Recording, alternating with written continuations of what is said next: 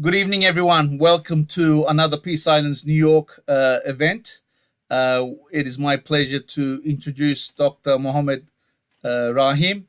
He'll be speaking on the topic Spiritual Wayfarers and Islamic Thought, African American Islam in a Global and National Context.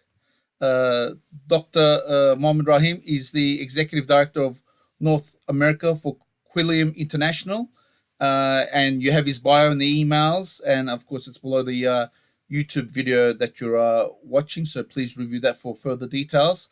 I hand over the microphone to Mohammed. Welcome, Mohammed. Thank you. Thank you so much. I want to thank Peace Island Institute for this wonderful opportunity to engage with fellow thinkers who seek to engage on important topics as it relates to coexistence and tolerance and inclusion. I think tonight's an important topic from a book that I know pretty well. This book, America's Other Muslims, Imam WD Muhammad, Islamic Reform and the Making of American Islam. So I wanted to do is just kind of talk a bit historical, and then we'll make the nexus to the global. I'll interject 2 seconds. I've just shared the link on the YouTube chat for those people that can click through to see that on Amazon. Wonderful. Okay, thank you. I'll go a bit historical, and then we'll move forward to the contemporary and its implications. So my work has been sort of twofold. One, as a practitioner, one who is also raised in as a generation of African-American Muslims who decided to make the journey to Islam, and then also someone who is a historian. So as I engage this topic, I'm going to try to weave this in a timeless way for the next 20, 30 minutes max. So I think it's important to start with, as a resource for you all, the Low Country Digital Historical Initiative that I think is going to be shared with you all is a wonderful resource in which I was able to compile in collaboration with the College of Charleston, a university in the South in the United States. And I documented really the enslaved African experience. And so for what I always like to highlight when we talk about American, or when we talk about Islamic history, when we talk about African American History Month that we're dealing with now, Black History Month, and the legacy of Carter G. Woodson and those who helped starting it as initially Black History Week and then becoming a month. Muslim history is also American history. And I think that when we shape it in that context, then we can situate the conversation that we're having. And so growing up in the South, I'm very familiar with the legacy of individuals like Omar ibn Said. I actually happen to be advising currently the Spoleto Arts Festival, which is an annual festival in which there's an opera being done on Omar ibn Said. This depiction of the enslaved African male who left modern day Senegal and made his journey to the New World is one in which he makes it in the New World and arrives in Charleston, South Carolina. And in 1807, he makes his journey and then departs South Carolina, and where he then, through various stories and developments, he is then captured, and we know his story is then immortalized, where we see that he was a learned member of the Muslim tradition.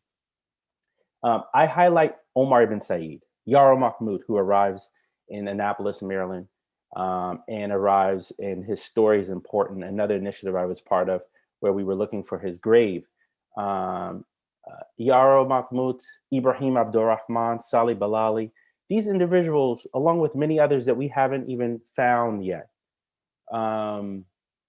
These men and hopefully we'll find eventually women were ordinary, but also extraordinary. They were extraordinary in their ability to have resilience in difficult times, but they were ordinary in the fact that they learned religious education back in their native lands in West Africa. And so I think it's important to situate the context of these key personalities, because then we see that the religious education, the deep level of spirituality, the level of intellectual thought, the ability for them to master Arabic as a language that was perhaps their third, fourth, fifth, sixth language, on top of their Islamic education, showed a mastery and adaptation in light of adversity. And so I like to highlight that, because what we see is these individuals who are important for us to understand the development of Islam in America. So I break up this period of time where you have enslaved African Muslims with long tradition of Islamic scholarship, that the point or the center of Islamic gravity not being solely in the Arab Middle East, which are certainly important, many of us are familiar with, the legacy of the Ottoman Empire, the legacy of the Umayyad dynasty, the legacy of the Abbasid dynasty, this influence of Islamic knowledge in known places in the East, that has given us contribution of algebra and arithmetic and logic, etc. But West Africa and other places in Africa, and even in East and North, were able to provide equal centers of gravity of scholarship. And I think that that's important for us all to not see Timbuktu as a dusty place, but Timbuktu as a place that was engaging in robust exchanges of matters of spirituality, of astronomy, and that environment cultivated these individuals that made it to the New World.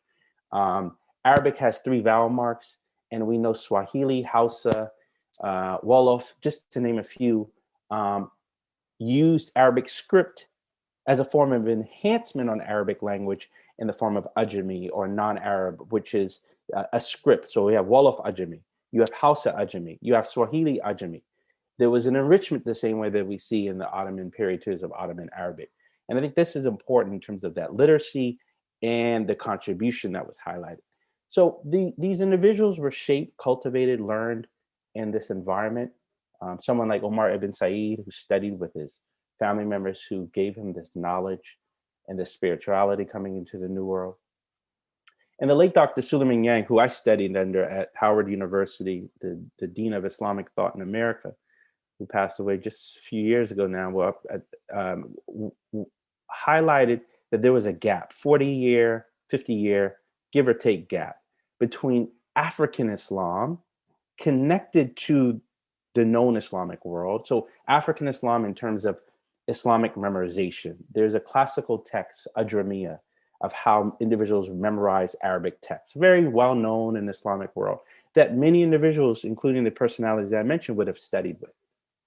So that knowledge of deciding and following a particular Islamic school of thought, is it the Maliki school, which is predominant in West Africa? Is it the Shafi? Is it Hanbali? Is it Hanafi, etc.? That legacy is connected to Islam leaving the Arabian Peninsula in the 7th century onward, and then it becoming part of life for centuries for these individuals.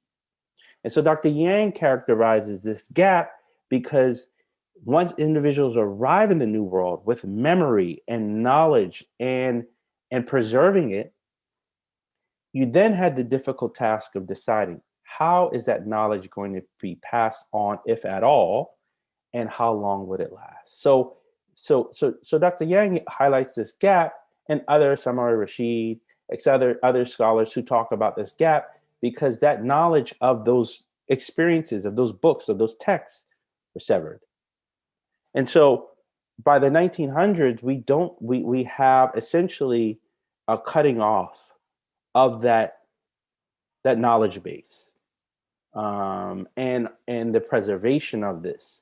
And so then we have to do a reverse engineering of how was it survived, if at all. And so the Work of Progress Acts of the 1930s is a perfect indication, where we have stories and interviews by individuals who lived in the Sea Islands of South Carolina and Georgia. Cornelia Bailey's work of God, Dr. Buzzard and the Bolito Man, that talks about the story of enslaved Africans. There's a number of individuals who've highlighted this. Sylvian Juf and her works of Servants of Allah, talking about the legacy of jazz and its influence, or perhaps blues, that talks about perhaps a reference into a borrowing from the Islamic call to prayer. And she does a reverse using musicology and intersectional sort of interdisciplinary framings of this. So by the 1900s, we have this severance. And then we have what would then be moved upon. And again, I'm trying to consolidate a very complex history in a very short span of time. But then we have, by the 1900s, what is then Islamic hybrid movements. Some scholars call it proto-movements, but I think hybridity is something important to highlight, because hybrids, like many other traditions in the United States, whether it's American Pentecostalism or American Judaism, it has its own way of adapting to the local environment and context. And so movements, and particularly in the 1900s, we have the Ahmadiyya movement that arrives and comes into the United States in the form of Mufti Muhammad Sadiq, who introduces Islam, initially trying to recruit white Americans. And according to the narratives that we have documented, including in the Muslim Sunrise, there is clear indication that this particular population was not sympathetic. So he realized the local environment and saw that African Americans or Black Americans, Negroes, colors at the time would be much more receptive to this message. And so what I always highlight is that the Ahmadiyya movement has in many respects brought about in many of the mainstream Muslim community groups in the contemporary context owe a credit to the Ahmadiyya movement in light of their influence to then look at the local environments. And so what we see these Islamic hybrid movements in the form of the Nation of Islam, they were borrowing from some of those framings of how the Ahmadiyya saw an Islamic worldview. Fard Muhammad clearly is impacted and influenced and based off of the work of Fatima Fanusi. His origin is from Pakistan, not Fiji Islands that some individuals highlight, but he's clearly influenced and a product of the Ahmadiyya missionaries. And so I highlight that because I think this is important, despite the contemporary context of one, particularly in the Islamic world, of how Ahmadiyyas are portrayed, and also the issues of persecution and human rights issues as well. And it's quite interesting that when Mahershala Ali won the Oscars a few years back, the Pakistani ambassador to the US said congratulations, assuming that he was just a normal Muslim American without any affiliations. And I think right as soon as she found out that he was a member of the Ahmadiyya movement, there was that tweet that came down. But I think it's important, deeper than just the political nature of it, but the influence of how these movements engage in both the public and private. So some of the early jazz musicians were influenced by these Ahmadiyya missionaries. The Nation of Islam, certainly, which was a fusion of Black nationalism, Islamic hybridity, Ahmadiyya thought, some elements of Freemasonry and mysticism.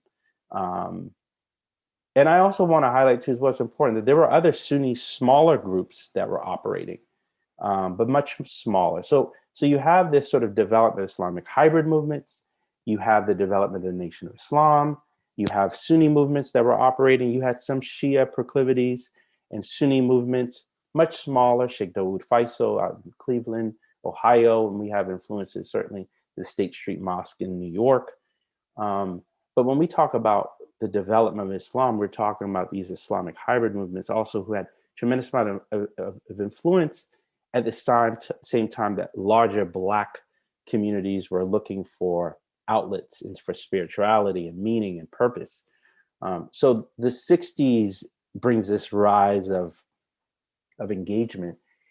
At the same time, we have 1952, 1965, the Immigration and Nationality Act that brought large waves of immigrants coming from South Asia, the Arab world. In many respects, the Civil Rights Act of 1964 was also very much influential to contributing to Muslim immigration to the United States. It was this engagement with larger Black causes of challenging America to be the best of itself, challenging America to live up to its ideals. And I think many in the Muslim world were also beneficiaries of this, and we see the development slowly of the Muslim student associations, et cetera. And so it's important to highlight these waves that developed. The enslaved African period, this Islamic hybridity. We have the rise in the 1960s of the crescendo of popularity in the form of Malcolm X, Muhammad Ali, who become the frontmen. They become the visible figures of the Nation of Islam, who then make it attractive and sexy and cool, if you will, to belong to these organizations and affiliations. And I think it's fascinating too as well how that consciousness and awakeningness, particularly in African American communities, whether someone converted to Islam, there were family members who have always had exposure to Muslim life, and particularly in the African-American context. And so I think this is quite important as we look at the influence of Islam's development in the United States. Now we have the 60s, the 70s develop, and then a major movement in 1975. We have the rise of the late Imam WD Muhammad, who was the son of Elijah Muhammad, who in 75 led the largest mass conversion of American Muslims to mainstream Islam. Not Sunni Islam, but just Islam. His reference and framing was Muslim Americans, particularly those of African descent, need to create and have ownership of their Islam without have a strong sense of cultural heritage and identity, but also not to get bogged down in some of the challenges that he saw of the broader Muslim world. And so for many respects, WD Muhammad presented himself as a reformer, a revivalist, a renewer of the faith. And his influence, certainly in terms of the 20th century as an Islamic thinker, as a revivalist, is certainly is in a league of its own. I mean, so my work really highlighted WD Muhammad's influence and his decision to be independent. And this independence is pushed, advocated in light of the context of segregation and Jim Crow, and addressing the broader issue of Black freedom and Black identity. It wasn't just the issues of addressing African-American Muslims or Black Muslims, however, it's sort of the framing of the labeling, but it is addressing people of all African descent, particularly in the United States in light of the context, but also doing it in the confines of what it meant to be an American and Muslim.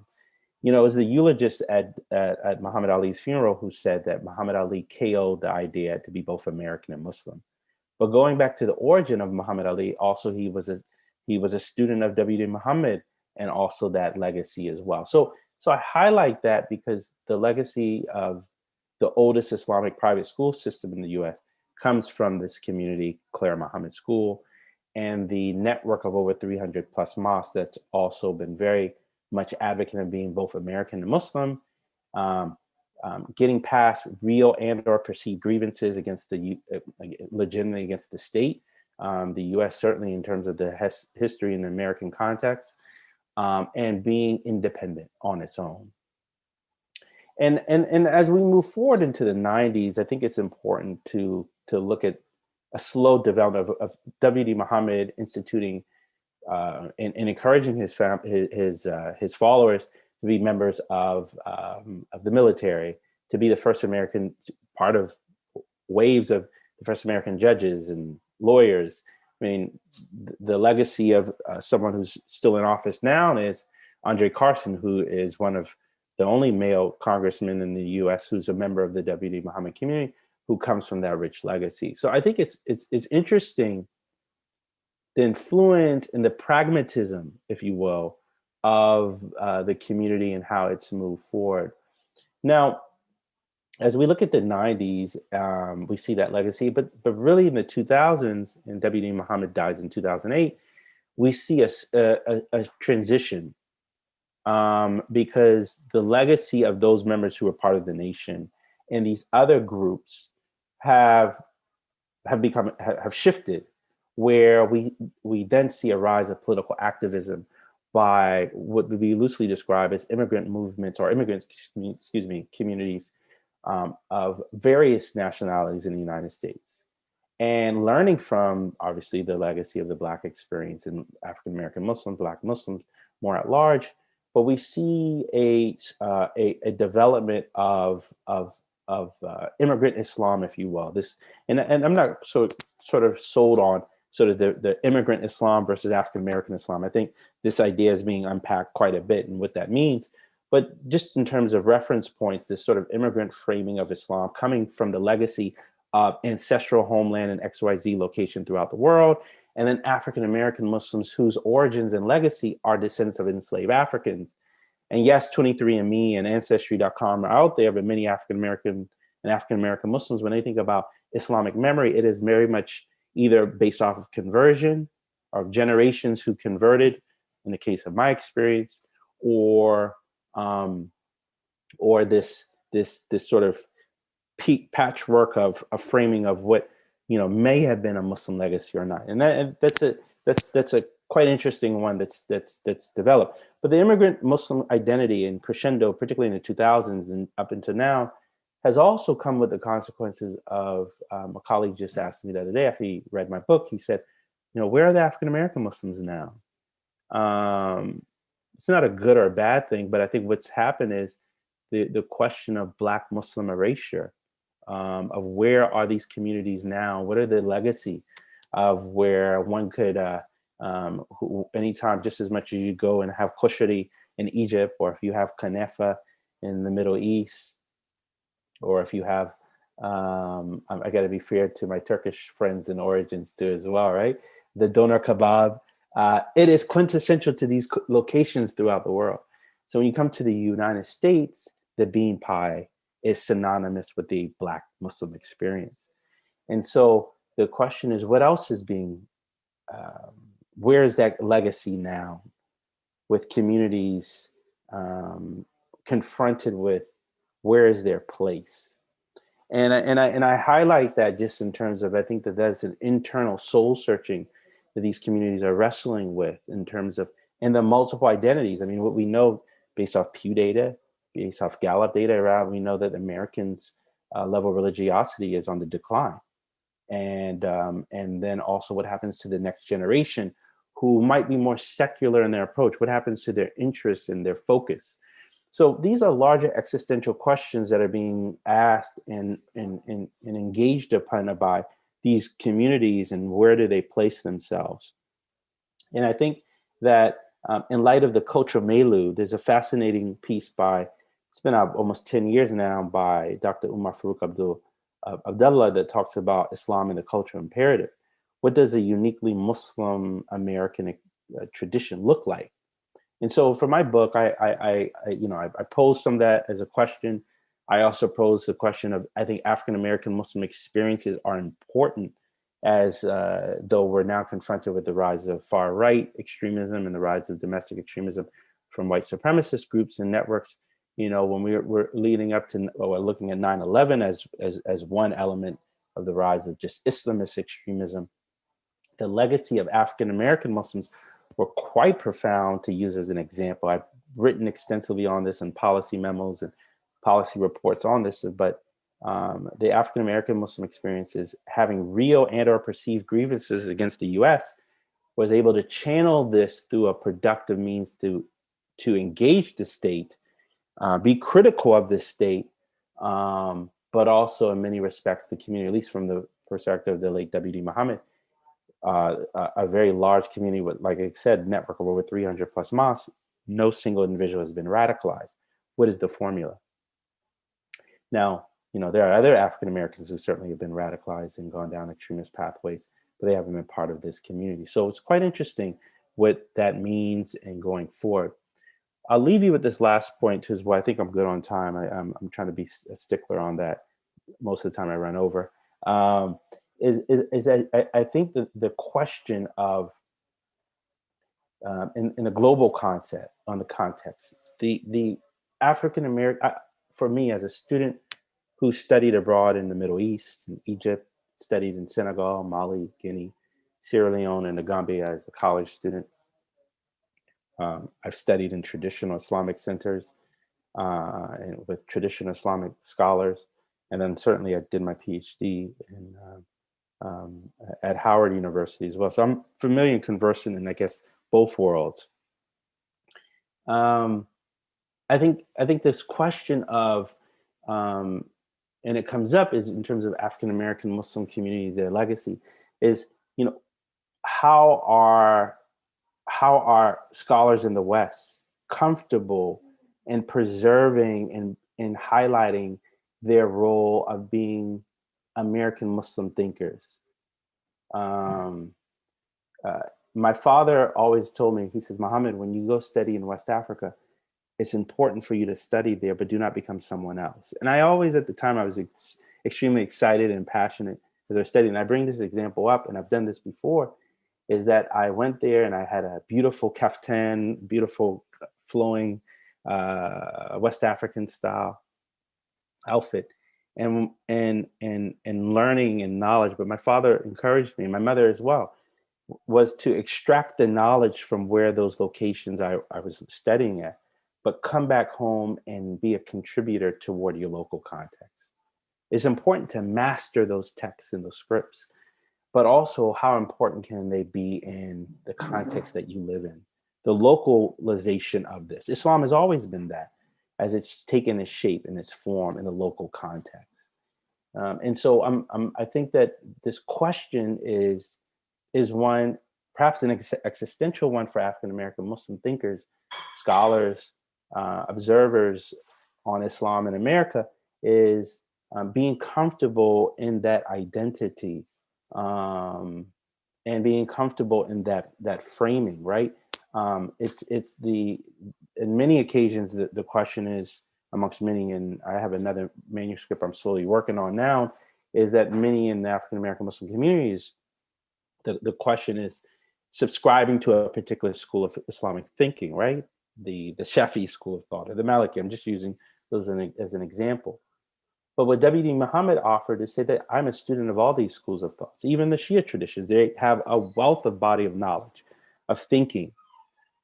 But the context of living in the West requires a time-space reality framing that has to be addressed. That's not taking away from any of those traditions and offering any new innovation or new form of Islam that's modern, if you will. It is just addressing the plight and the experience in this context. And so I think scholars who are studying Islam in America have to be comfortable or negotiate through this space of being comfortable that Islamic knowledge is also very much rooted right here in the West, and that level of contribution has to be situated in the broader Muslim world, and that knowledge in the Muslim world, certainly in centuries, cannot be competed, and nor is it perhaps being even challenged, but that the framing in this living in as Muslims in the American context or in France, etc., requires a deep level of precision and response based off of that location. I'll stop there. I think we'll have plenty of time. Any questions that you may have, and then I'll probably go on a tangent from there. Thank you, Mohammed. And a quick shout out to Masjid Mohammed, where I had my first bean pie. So I've had a lovely relationship with African American Muslims when I was in DC, and personally, having come from Australia, my first introduction initially, and this may be for wider American communities or even the wider world, was knowing, of course, Muhammad Ali, and then, of course, Malcolm X, particularly the movie. I think was very moving for me to discover who Malcolm X was. But really, Muhammad Ali stood out for me personally, and I had the pleasure of attending his, I guess, funeral ceremony, celebration. Really, it was very moving. If you're going to pass on, that's kind of the legacy you want to leave. So many beautiful people present with so many beautiful words, and for those watching now or later this video, I would highly recommend watching Muhammad Ali's celebration of his life, his funeral in Louisville. Having said all that, thank you again, Mohammed. Could we just tease out a little bit about the influence, particularly in light that the Ahmadiyya community is persecuted today in South Asia and elsewhere? Did that community form? And you mentioned it had an influence. I'd like to know a little bit more about what type of influence it had on Elijah Muhammad, Nation of Islam, and is there a community that continued from that original Ahmadiyya community or individuals? I'm not too sure was it a formed community, and do they come to the present, or did that community dissolve over time? So I think excellent question. I mean, really, what I was highlighting. I mean, Mufti Muhammad Sadiq is this first interlocutor, missionary who comes into the U.S. and as I mentioned, purposely was looking to recruit, spreading the faith. He was a religious officer, and again, realizing the local context, adjusting and adapting toward the concerns of the context. And at least based off of the research that has been done, it appears as though that, again, the Nation of Islam is deeply influenced, and at least the work of Fatima Fanusi highlights that that the Fard Muhammad was likely an Ahmadiyya, right? And so his whole strategy of introducing Islam, like strategies throughout the world of introducing religion in this context of Islam, it was packaging it in a way that would be palatable to the local context. Bringing the Ahmadiyya of Islam from India at the time, or which would become Pakistan, directly would have not addressed the concern of what the local context would have been.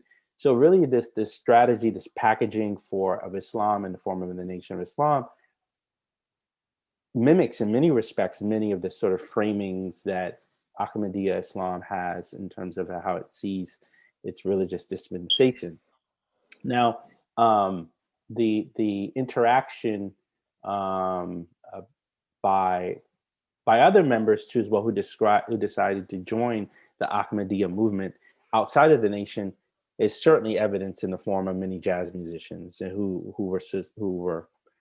subscribed to this ideological persuasion in Islam. I think, one of the oldest mosques also in Washington, D.C. is an Ahmadiyya mosque right near DuPont Circle. And, normal circumstances, I always encourage people to take a visit these religious locations, because there's so much history in terms of their legacy established. I think Master Muhammad and the Ahmadiyya community are in competitive race in terms of how long each other have been there longest. I think Master Muhammad highlights it's being there for 80 years, but established and built by indigenous American Muslims, and then the Ahmadiyya community a bit longer, based off of how they put the lineage and the legacy. So I think that, in terms of connectivity, I think many African Americans, some still subscribe, but I think it's a mix. I think the vast majority of African American Muslims probably would just say it's a hodgepodge. There's legacy of the nation. There's Sunni, there's Shia, there's Sufi. They're just individuals who just describe themselves as Muslim. And so I think to address your question, the Ahmadiyya community still very much has influence and throughout the United States. Thank you. Now, just coming in regards to the Nation of Islam, it started off as a black supremacy movement. Where is it today relative to, or even irrespective of, the WD Muhammad community? Where is the Nation of Islam today? How much of that black supremacy have they jettisoned? Are there any remnants of that? Yeah. Well, I think the legacy of the nation is still very much throughout most urban centers throughout the United States. It's interesting. I think the conversation amongst many African Americans, it is the Nation of Islam's framing is like it is the internal barbershop conversation that happens in black barbershops. The Nation of Islam's perspective is, that's the uncle who says some things that we agree, sometimes we don't agree with. This is in a broader community structure, right? Mm-hmm. The Black church and many other movements that operate Black religious space. Certainly there was a divergence. Louis Farrakhan is the heir of the Nation of Islam that carries on the work of Elijah Muhammad, and clearly WD Muhammad disagreed with his father's teachings, including being excommunicated at least 3 times, who challenged his theology. So yeah, I think that in terms of number wise, African American Muslims, this point I didn't highlight this, according to Pew data, um, go back and forth between African Americans and South Asian Muslims, usually go toe to toe in terms of who has the largest numbers. I think the last data I saw was that South Asians are roughly a little bit past, maybe at around 40%. African Americans are roughly about 37, 35. And I think that's just also shifting demographics to the US, and then also the legacy of the nation, and certainly has gone on the decline. So yeah, I think that throughout urban locations throughout the US, you see this community that's still there, but their influence is nowhere compared to what we saw in the 60s and the 70s, where they were very much more stronger. They had an empire, if you will, in terms of businesses, of activities, including interacting and doing international business and importing fish and other items too as well throughout the world. Thank you. And in regards, of course, we've been in lockdown, but we've seen a great activism in the broader African American community around the movement that's referred to as BLM, Black Lives Matter. What is the relationship, or can you put in context African American Muslims' relationship with this movement, and maybe in particular WD Muhammad's community, if indeed there is a relationship? What role do they play in the broader struggle for civil rights in the United States, please? So there's not a monolith on terms of Black Muslim thought. There's no single leader, not compared to the days that we've seen in the past, right? And so because of the lack of organizational or hierarchical structure, to look for a singular individual, it's just not the dynamics where that's at place. I think African American Muslims are part and parcel of Black Lives Matters movement, which is, again, not a singular. It has many different factions, and also end goals and end states, as you all are familiar with. I think that so I would say that, yeah, there's members who are African American Muslims who have been part of it because they share the common objective, like other individuals part of that coalition who see social justice and the advocacy of making sure that Black lives concern, or the Black body concern is important. Certainly there's members from the of WD Muhammad. Certainly there's Sunni groups and movements who are African Americans, and other groups that have formed that label themselves in such fashion as well. But I don't think there would say, oh, this is African American supporting that. Just as much as Sunday's the most divided hour in America for Christians, I mean, for Muslims, Friday's the most divided hour. And then even in the subset, you have African American Muslims whose mosques vary in terms of their end goals and their interests and their ideological persuasion. Okay, thank you, Mohammed, for that. Now I've got a comment here. I'll start with some of our participants that are watching live. Jeff Quarter comments, and I quote, "I was unaware of enslaved Africans who were Muslim here in America. To maintain their faith in the face of enforced Christianization by slave owners is extraordinary." And just coming off that end of quote, I believe, was it up to 1/3 of slaves were Muslims? Yeah, most scholars, Alan Austin, Sylvian Juve, as I mentioned, Michael Gomez, most, I think, conservative estimates are between 15 to 30% of the enslaved African populations were Muslim. That's usually the comfortable number. 15 to 30% of the enslaved African population were from Muslim lands and were Muslim. And so you can imagine the engagements that individuals had, the conversations that were being had. I mean, but you also had African traditional religions. The Thomas Jefferson, our founding father, we know based off of written records, enslaved Africans by the name of Fatimatu, Fatima, or Little Fatima.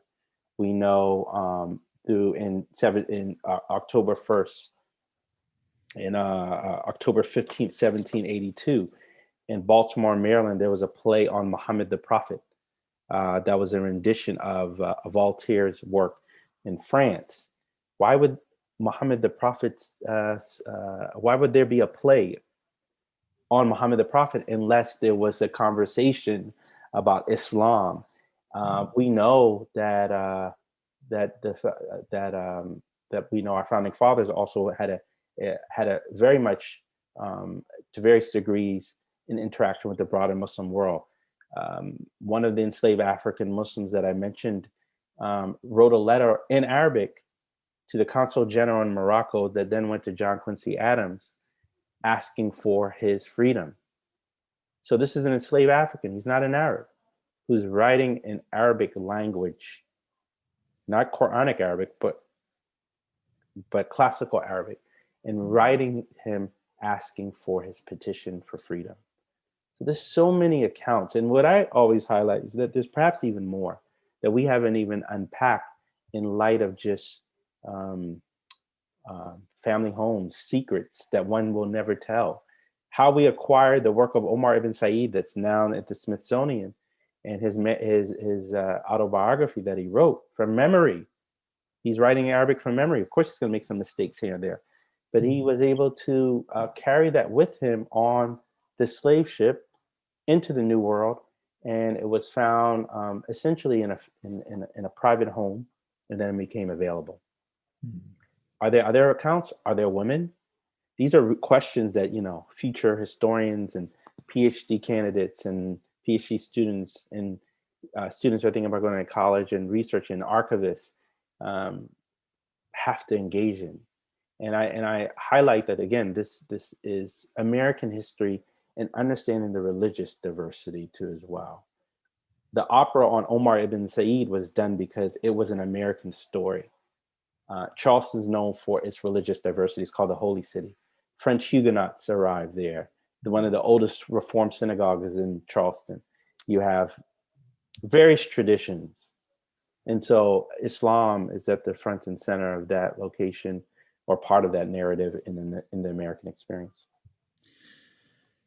And just regarding in terms of heritage, and this reminds me of the Afghan camel drivers in Australia that brought Islam in the 1800s, and as a result of intermingling, the Islam that they brought didn't arrive to this day. Uh, did Islam live beyond the first or second generation of those early Muslim slaves? Or Yeah. did they all Christianize or otherize, possibly? So this is the difficult task as we try to piece this together as analysts, as historians. Essentially, by the 1930s, 40s at best, those stories were dissipating, right? Being a descendant of the Gullah Geechee, which is essentially the legacy of those enslaved Africans in language and culture and traditions, we have some level of memory of my mom's family. The ring shout, which is a practice of what looks as though individuals are circumambulating around the Kaaba, which looks like this. Perhaps it's historically could go back to a devotional act of spirituality within Islam, perhaps Sufism. These are guesses that we're all trying to put together. We're trying to piece it as a puzzle. But to get to your question, and looks this severance is essentially there, with some glimpses of possibility. And you see this memory trying to be compiled together in this wonderful film just a few years back, 12 Years a Slave. The film director, Steve McQueen, was captured a scene where the protagonist was summoning Lupita Nyong'o, the enslaved African woman, summoning her on Sunday, her day of rest. And he says he's fighting Chido Ejiofor, who's on the plantation, and he's trying to calm him down because he was drunk and requesting her essentially to abuse her, to rape her. and he fell in the pig pen of all places. And he tells Cheeto Ejiofor, in the name of Allah, get your master to his feet. Why would he reference in the name of Allah? Unless, again, Solomon Northrop, this is a real story of an enslaved a freedman who was captured, unless there were Muslims on their plantation. Perhaps this is a memory. The story of Awada Equiano. There's so many accounts. Again, we're trying to understand these stories and these pictures. Perhaps even at the building of the White House itself. We know enslaved Africans contributed, were the enslaved African Muslims. So again, this is an important narrative and story for us all to document and to highlight. Taking question from some of our viewers, Daniela Weatherall asks, can you please tell us whether you have experienced racial discrimination because you are African American or Muslim? You know, I think that, you know, my name and the leg of Muhammad Fraser-Rahim shows the story of my family's conversion to Islam, or reversion, as they like to say, and the adopting of an Islamic name, but keeping the Fraser. I think from everyone's story is different. I think for me, my story, my experience is probably my Blackness, first and foremost, is what people see. And I think that's interesting, right? People see the aesthetics, then them knowing my religious faith. And I think that experience is probably what's seen front and center, first and foremost for me. And then secondary, once I open my mouth up or talk about who I am, my Muslim identity. Now that varies from person to person, but at least from my experience, I think that my experience as an African-American male is probably the experience that I would have and have encountered with than the conversation of my Muslimness or my personal religious expression. Thank you. Jeff Corter asks, could you please compare and contrast WD Muhammad and Louis Farrakhan? I am familiar with the mosque on Chicago's South Side. Yes. So Louis Farrakhan essentially is keeping alive the ideological legacy of Elijah Muhammad. And he is, you hear him quoting essentially the Catechism of the Nation of Islam, the historical framing of how they vision the world.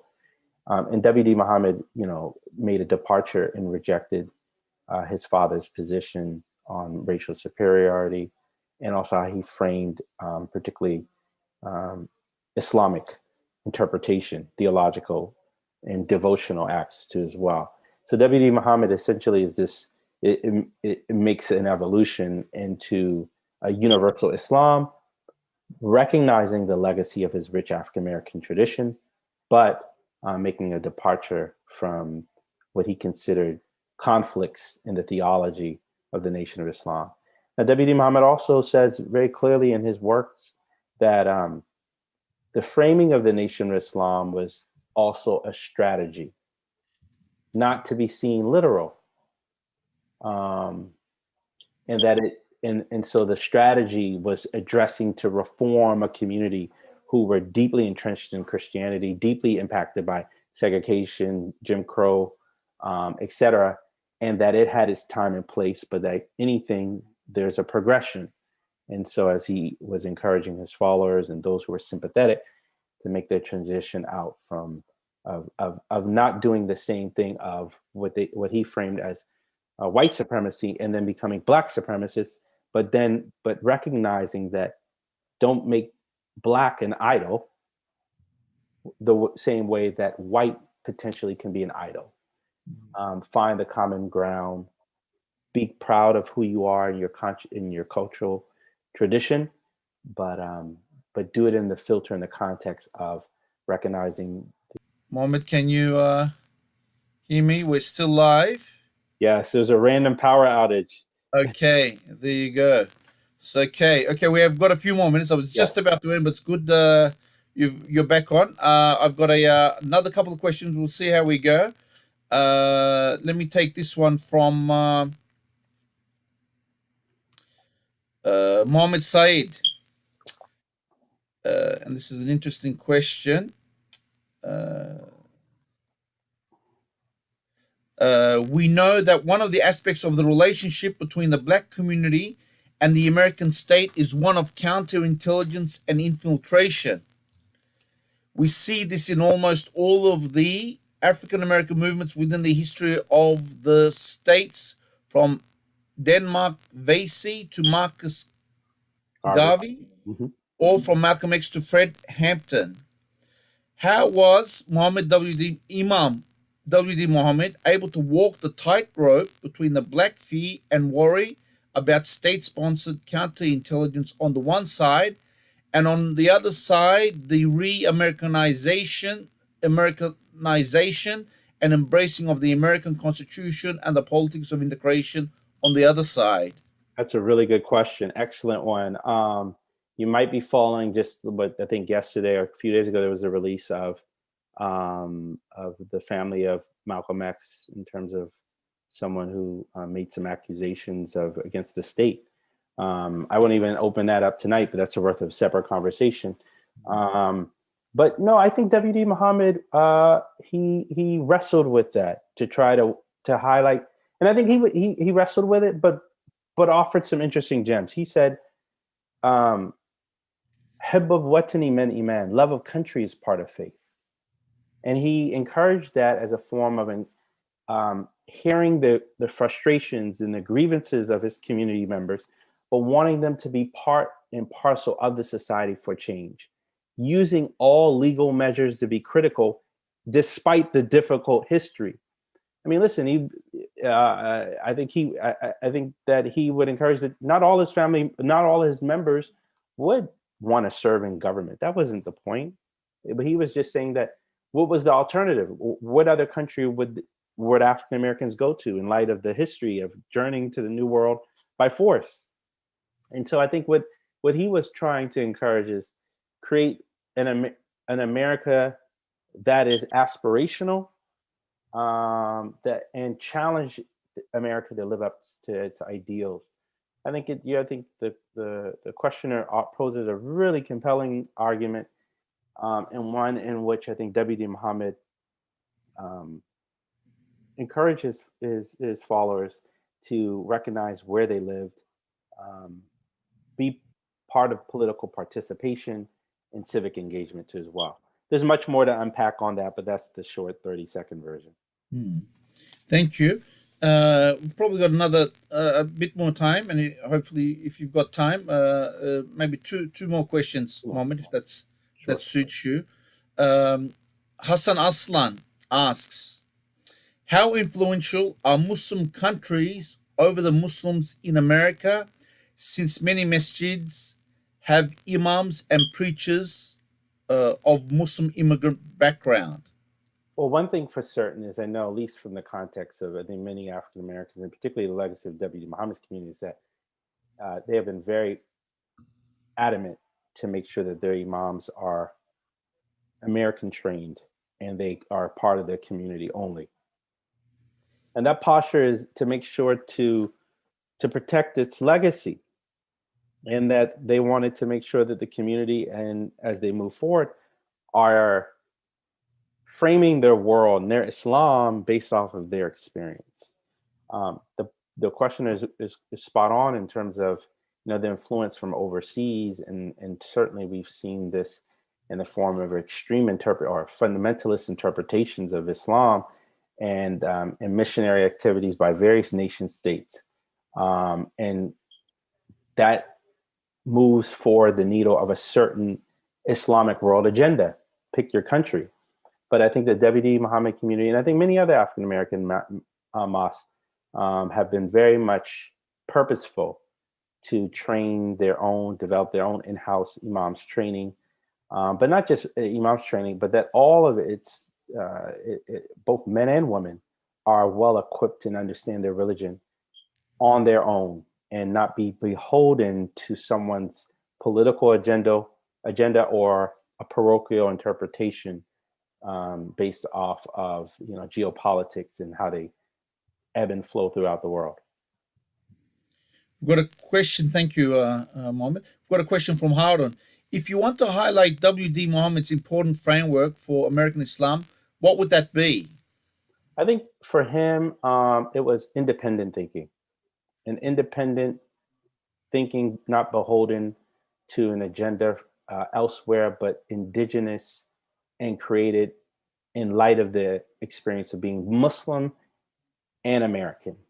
And I think that took courage. His encouragement of interfaith dialogue was revolutionary at the time when he was getting considerable pushback. Why are you doing collaborations with Jewish and Christians and others? It's interesting how people are immortalized in their grave than when they were alive. He got considerable amount of pushback from the broader Muslim community on a lot of his efforts, including engaging with, opening up in Congress, going to the Pentagon, having a dialogue, being critical at the same time. And so I think that legacy is one of independence, not being beholden financially or intellectually or spiritually to someone else and state. Learn and exchange and dialogue, but be free. And I think that's an important one, not the only story, but an important story to highlight. Thank you. We've got a question from Dallas, Texas. Fatih Shaheen asks, how are our Muslim African American brothers perceived and come along in making dialogue through collaborative works with other Muslims that live in the States? I think it depends. Each location is different. You have much more engagement maybe in certain areas than others.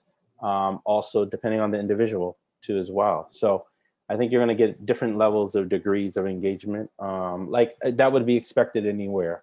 But I think that I'm an eternal optimist in terms of what the future will bring. And one last question, and this is all the way from Australia, Mohammed, so it's extra special. Mashid Ansari asks, thank you, Dr. Muhammad. Thank you, Dr. Muhammad. It is wonderful to learn about your research and work. I am working on Muslim history in Australia. There are not many historians. Is your work taught in universities in the United States?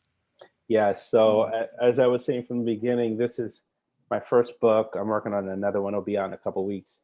But this is, I've taught from it. I'm also on faculty at the Citadel in Charleston, South Carolina, and I've taught from it. And I've had several professors who reached out, range of courses from Islamic thought or Islamic history, African American Islam, world religions, to American history. So I've been encouraged that it's been used. On that note, I want to thank you, Mohammed, Dr. Rahim, for spending time with us, enlightening us on the experiences of African American Muslims. We've shared the link both to the exhibit as well as your book on Amazon. So those that are in the chat and watching this video either live or later, please review those links. And of course, subscribe to our YouTube channel now, as well as give this video a thumbs up. We're told, of course, that it helps with YouTube and algorithms and what have you. Thank you again, Mohammed. I wish you well in your good works. Thank you very much. And thank you to everyone else watching today. Enjoy the rest of your day. Thank you. Until next time. Bye-bye.